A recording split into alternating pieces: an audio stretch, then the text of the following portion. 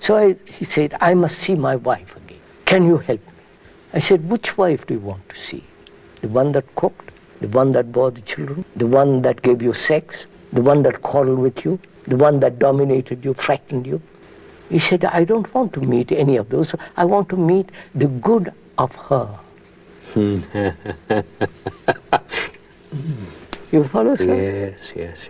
The image of the good he has built out of her.